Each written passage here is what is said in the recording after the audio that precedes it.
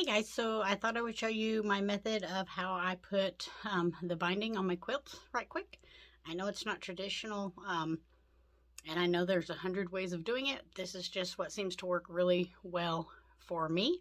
So let me show you right quick, because I am binding a quilt right now, so perfect timing. Okay, so I've got my binding on my quilt. Now I put mine on the back and roll it to the front because I like the way it frames up the quilt. That's personal preference. You can put it on the front, the back, however you want to do it. And I also machine bind mine. By machine, I don't hand sew. So once I've got it sewn onto the back, and I just sew it on, let's see if you can see here, about a 1/4 of an inch, just a little less than a 1/4 of an inch from the edge, raw edges together. Then I'm going to flip it right side up because I'm bringing it around to the front. So if you were bringing it around to the back, you'd have the quilt the other way. You need your iron good and hot.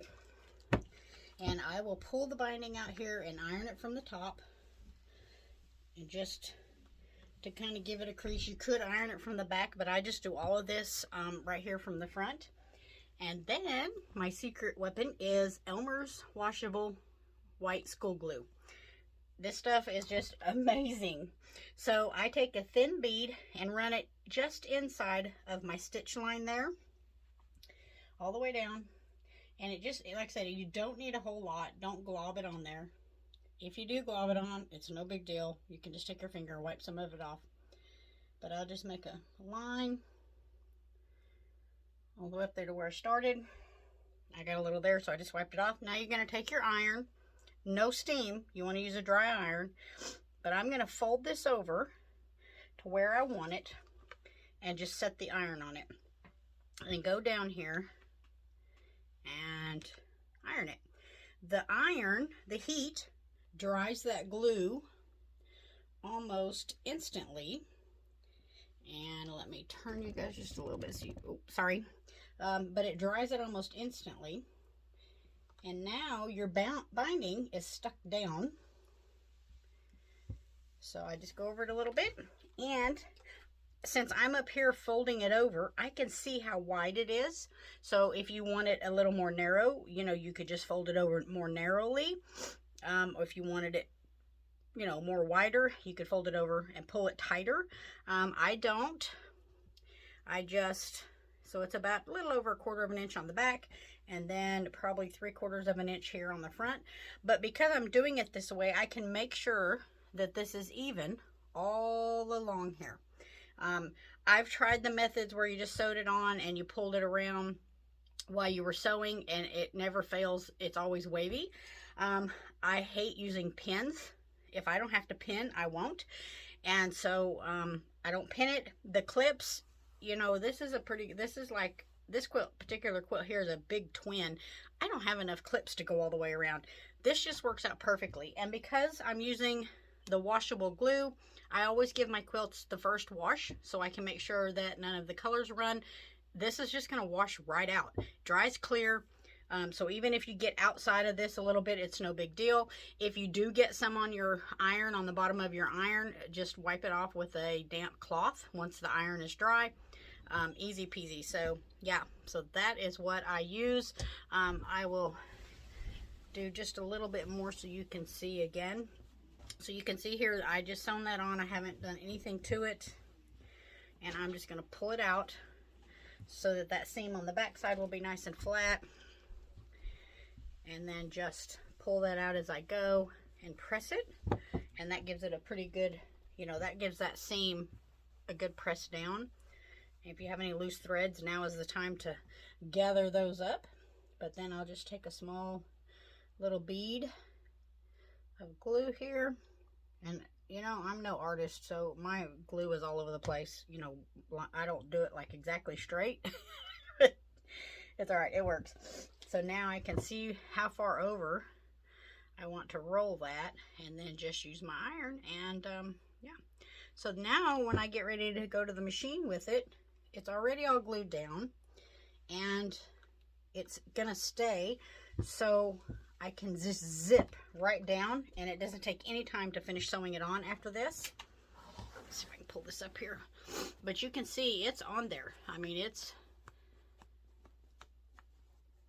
stuck down. So, you know, it's not going anywhere. You know, a few days, if I don't get to this and finish binding it for, you know, a week or whatever, it's going to be fine. So, yeah. So, anyway, that is how I do my binding. You will not probably be able to see this quilt. I can hold it up and show you. This is called Interwoven. It was a free pattern. And it's made up of 768 half square triangles. So if you like half square triangles, it's great. If you don't like them like me, not so much. I'll give you a glimpse of this quilt though. So there it is. It's too big to get in all of the camera frame because it's pretty good size, but it's like I said, interwoven. I don't even remember who the pattern is by on there. Oh, I know one other thing. I was going to show you how I do my corners. And like I said, I'm self-taught, so I don't do things traditionally, but I just do what works, and I get the same result. And yeah, so it works out great. So let me show you the corners, how I do those. All right, so hopefully the lighting is okay. So I've got, you know, it would have been like this once I sewed it on. So I'm just going to tuck this down in there. I do not clip my corners because I leave this point here. This is going to give you a nice sharp point when you miter, but just poke it in there and flatten it out. And then I will put a little glue just along here and along here on both sides. And you can go fold them over either way. You can start from this side or this side, whichever way works for you, but be consistent all the way around your quilt. That way they all look the same. So I get it over here where I want it. Now you should have a 45-degree angle right here, and then I will just tuck that under and bring this other one up over. And I try to make sure that my corner, the little point of my fold right here, better hold it up here where you guys can see better maybe.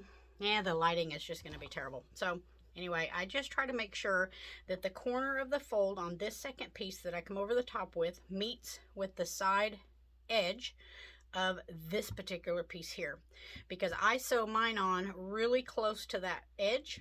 And so then when I come around here, I'll stop my needle in that pivot and then come down this way here. So, and I just take the iron again with the glue, make sure it's where I want it, and just give it a good press. I do put a clip on my corners just to make sure that they stay. You might be able to see that gray is kind of hard with the, there it is. So what I was talking about is this corner here. This is the second piece I folded over. I make sure it matches with that edge, because when I sew, I'm going to come down here, stop in the corner, pivot, and then continue down here right along that edge. I like to get mine very, very close to the edge. I just like the way that looks. And so, yeah. But yeah, that's how I do my binding. So, you know, like I said, it's not conventional, but you know, there's no quilt please here. You do you. And whatever works for you and your brain. This seems to work for me. I can bind a quilt just, you know, in no time if the binding's made already, so it doesn't take me very long at all. And yeah, it makes it a little more enjoyable than some of the other methods that I've tried.